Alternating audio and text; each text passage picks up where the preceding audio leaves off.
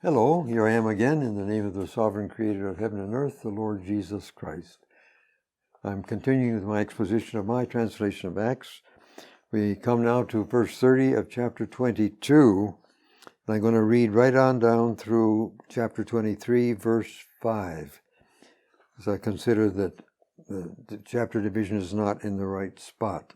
Reading, "But the next day, desiring to know for certain why he was accused by the Jews, he, that is the commander, freed him from the bonds and ordered the chief priests and all their council to come, and brought Paul down and set him before them.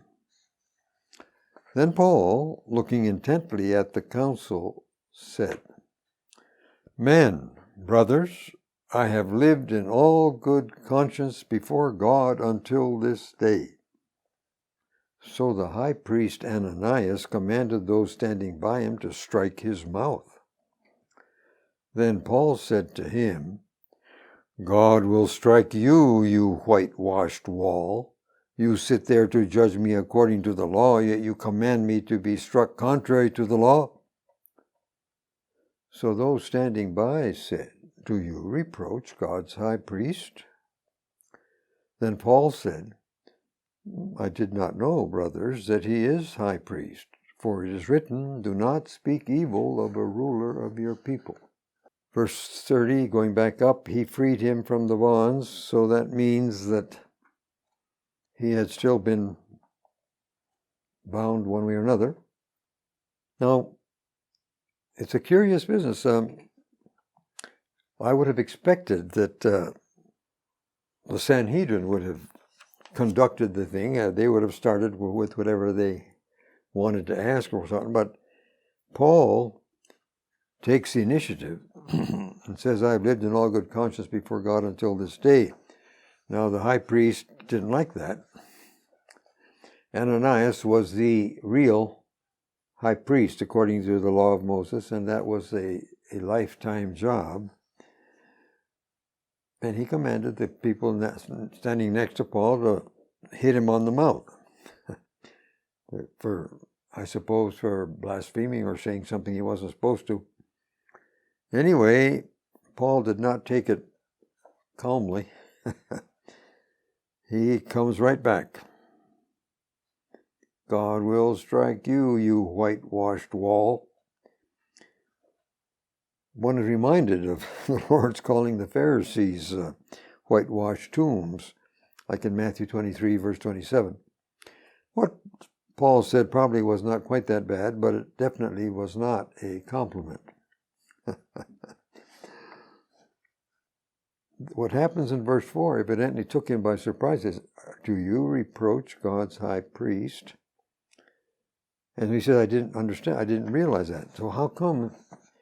That's because you may remember that the Romans had obliged the Jews to name a new high priest every year, and that was the political high priest. It was with that high priest that the Roman government dealt, I suppose, to reduce the political power or influence or whatever of the real high priest. So what happens here is that evidently this Ananias was the real high priest, but he was not wearing the high priestly robes. It would be the political high priest, which in Jesus' day was Caiaphas, but not now, probably. It would be the political high priest who was wearing the robes. And so Paul would not have any way of knowing that Ananias was the real high priest because he wasn't wearing the robes. And he quotes Exodus 22:28. 'Do not speak evil of a ruler of your people.' You see, Paul sort of apologizes, but he does not revoke the curse. Okay? He does not revoke the curse. He sort of apologizes, but he does not revoke the curse. He says, 'God is going to smite you, you whitewashed wall,' and that he does not revoke. He does not go back on that. Let's go on now. We are now in chapter 23. We read verses 6 through 10.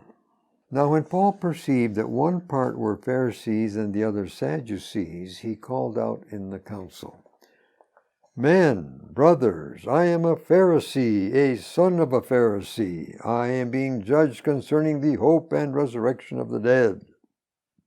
When he had said this, an argument started between the Pharisees and the Sadducees, and the assembly was divided. Open parentheses, Sadducees say that there is no resurrection, nor angel or spirit, but Pharisees confess both. Close parentheses. There was a great clamor, and the scribes of the Pharisee party stood up and started arguing vigorously, saying, "We find nothing wrong with this man, but if a spirit or angel has spoken to him, let us not fight against God." Well, the dissension became such that the commander, fearing that Paul might be torn in pieces by them, commanded the soldiers to go down and snatch him out of their midst and bring him into the barracks. It doesn't really make any difference if you're reading a different Bible. Your Bible had the Sadducees before the Pharisees. I'm following the best line of transmission as I understand it, but it doesn't really change anything here. What happens here, though, was obviously deliberate. Paul, on purpose, set the Pharisees against the Sadducees, by what he said. Because I am being judged concerning the hope and resurrection of the dead. That was exactly the sticking point. The Sadducees denied the existence of any resurrection. And the Pharisees, of course, they took the law seriously. They believed in it, also angels and spirits. So they had a good time. I wish to comment what is said here at the end of verse 8. In the Greek text, the word is both. Pharisees confess both. The point being that angel and spirit are being handled as part of the same type of being, a single category. So, we have resurrection and spirit beings, both. This is a problem in another part, which I won't go into, the meaning of both, which is why I insist on defending the meaning both at this point. Well, again, some 4.5% of the Greek manuscripts omit, "let us not fight against God," as in most modern versions. That was the end of the attempt to find out anything about what had happened, because the poor commander, he's afraid they're going to literally start tearing Paul to pieces. So he has his soldiers rescue Paul, snatch him out of there, and they go back into the barracks. Verses 11 through 15. Now the following night the Lord stood by him and said, "Take courage, Paul, because as you have testified about me in Jerusalem, so you must also testify in Rome." And when it was day, some of the Jews formed a conspiracy by binding themselves with a curse, neither to eat nor to drink until they had destroyed Paul. Now there were more than 40 who formed this plot. They came to the chief priests and the elders and said, "We have bound ourselves with a terrible curse not to taste anything until we have killed Paul. Now you, therefore, together with the council, explain to the commander that he should bring him down to you tomorrow, as though you are going to determine more accurately the facts in his case. But we are ready to destroy him before he comes near." Interesting that Jesus himself appears now to Paul to encourage him, guaranteeing that he is going to get to Rome, although he's not going to enjoy the trip very much. I don't think he enjoyed the trip. But God did get him to Rome. Things were just not going very well for Paul. Of course, it was his own fault. He had no business being there, but that's not ours to change anymore. Now, these 40-odd men thought that they had a sure thing. They weren't going to eat or drink until they killed Paul. And they cursed him. They bound themselves with a nasty curse. I wrote here, I translated a terrible curse, but they would be we have a Greek translation of a Hebrew expression where we have cursed ourselves with a curse, if you like. In other words, this was really, really a bad one. So let's go on now and get verses 16 through 22, still chapter 23. When Paul's sister's son heard about the ambush, he went and entered the barracks and told Paul. So Paul called one of the centurions and said, "Take this young man to the commander, because he has something to tell him." So he took him and brought him to the commander and said, "Paul the prisoner called me over and asked me to bring this young man to you, because he has something to tell you." So taking him by the hand, the commander went aside and asked privately, "What is it that you have to tell me?" So he said, "The Jews have agreed to ask you to bring Paul down to the council tomorrow, as though intending to inquire somewhat more accurately concerning him. But you should not believe them, because more than 40 of their men are lying in wait for him, who have bound themselves with a curse, neither to eat nor drink until they have destroyed him. And even now they are ready, looking for your promise." Then the commander dismissed the young man, commanding, "Don't tell anyone that you have revealed these things to me." Now, we don't know how Paul's nephew got this information. What we do know is that evidently James and the elders and whatnot, the Christians in Jerusalem, didn't do one solitary thing to try to help Paul. There's no evidence of that whatsoever. They just let Paul suffer as he had to suffer. But somehow Paul's nephew hears about it, so he goes in. We don't know how old this chap was, but the fact that in verse 19 the commander takes him by the hand leads me to imagine that he probably wasn't a full-grown man. Like you wouldn't probably grab a full-grown man by the hand. He was probably, I would say, I'm just guessing, 12, 13 years, something like that. But he's not fully grown yet. And so I think the commander is cute. He takes him by the hand and goes off to one side, like this is a real secret, Okay, tell me all about it. What is it? And so the young man or the chap, however old he was, he tells him what it is. And the commander says, "Okay, but don't you tell anyone that you told me." Okay, now we come to I'm going to read verse 23 through 35, which is the end of chapter 23, because that's what this is all about. We'll see how it goes. Summoning 2 of the centurions, he said, "Prepare 200 soldiers, 70 horsemen, and 200 spearmen to go to Caesarea at the 3rd hour of the night, and provide mounts to set Paul on so as to deliver him safely to Felix the governor." He wrote a letter with this content: "Claudius Lysias, to the most excellent governor Felix, greetings. This man was seized by the Jews and was about to be killed by them, but I came with the troops and rescued him, having learned that he is a Roman. And wanting to know the reason they were accusing him, I took him down to their council. I found that he was being accused about questions of their law, but there was no accusation worthy of death or bonds. When I was told that the Jews were about to execute a plot against the man, I sent him to you at once, also directing his accusers to state the charges against him before you. Farewell." So the soldiers, according to their orders, took Paul and brought him by night to Antipatris. The next day they left the horsemen to go on with him and returned to the barracks.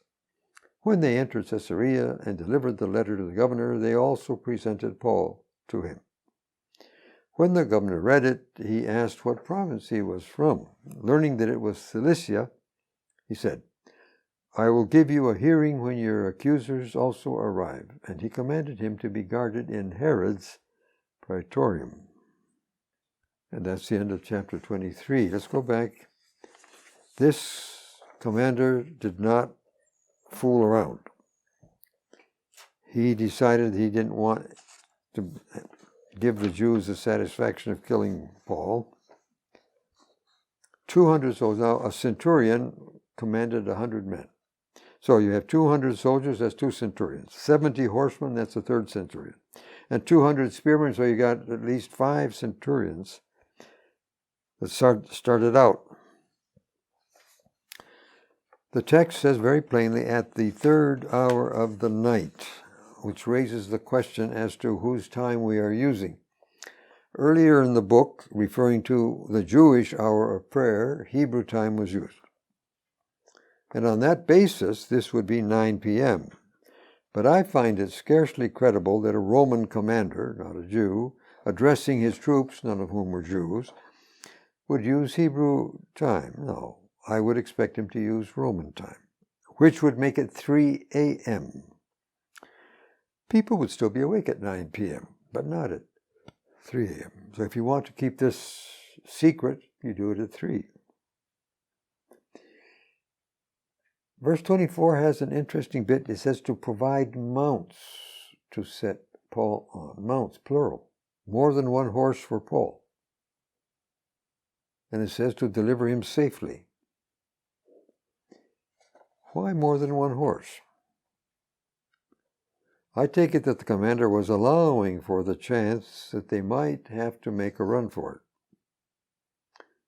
Well, the nature of the curse implied some level of desperation, and 40-plus desperate men could cause some unforeseen complications. So the commander he's being real sure about this. Real sure. Verse 27, the commander tells a little white lie to make himself look good. He says, having learned that he is a Roman. Well, he didn't know anything about that, of course, when he went down to rescue him. But he just tells a little lie to make himself look good. So the soldiers took. I'm not sure where Antipatris is, but probably is not too terribly far from Jerusalem, because there were 400 men on foot. There were 70 men on horse, but the speed would be determined by the men on foot. They may have trotted or something, but even so, there's only so far you can go in 3 hours or more by daylight. Anyway, the danger was in Jerusalem and close to Jerusalem. The farther away they got, the less chance of, because the Jews would not have horses probably. And so these 40 men, if they were going to try to set up an ambush outside of the city, they would have gone there on foot. But the farther you get away, the less chance. And so when they get to Antipatris, all the 400 footmen go back home, go back to Jerusalem, and just leave the horsemen to carry on, which was a very logical, reasonable thing to do. Also, of course, the horsemen could move faster. If they didn't have to wait for the guys on foot, they could just really take off, which was exactly what the commander wanted. He wanted him to get Paul to Caesarea safely. That was the big deal. So, they did. Felix gets the idea, says, okay, I'll hear you when your accusers come. Notice, though, what happens at the end of verse 35. He commanded him to be guarded in Herod's praetorium. And that was not a dungeon. That was not even a prison. He was in reasonably good situation. It would not be all that bad to be in the praetorium. In other words, Felix was being nice to him. He was not being nasty to him. Notice, though, what was in the letter. Notice what the commander wrote, verse 29. No accusation worthy of death or bonds. That's what the commander says in his letter. So Felix says, okay, this guy really isn't all that bad. And so he is nice to him, which we can all appreciate.